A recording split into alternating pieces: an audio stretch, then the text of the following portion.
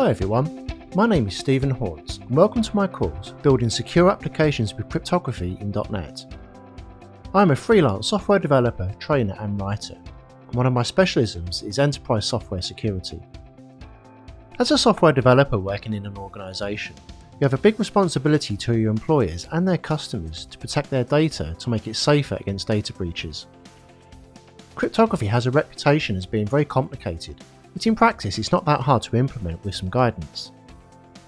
In this course, I'm going to take you through all of the main cryptographic primitives available in the .NET Framework, .NET Core, .NET 5 and beyond.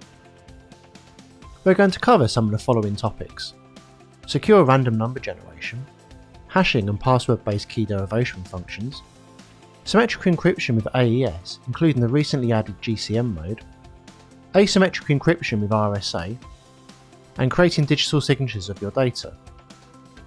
Towards the end of this course, I'm going to show you how to combine lots of these different primitives together to perform what is called hybrid encryption, where you can take advantage of all the best features of each tool. By the end of this course, you'll have a firm grasp of the theory and practice when it comes to encrypting sensitive data in your enterprise systems. Cryptography doesn't have to feel complicated or scary. I hope that I can demystify this subject with lots of demos and included code samples, and give you all the tools you need to become an expert in no time.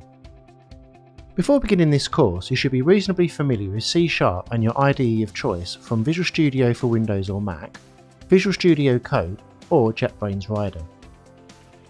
The majority of what I teach in this course is completely cross-platform between Windows, Mac OS and Linux, apart from a few small sections which I'll call out during this course. I hope you'll join me in this journey to learn about cryptography in the .NET platform with this course, Building Secure Applications with Cryptography in .NET, here at Pluralsight.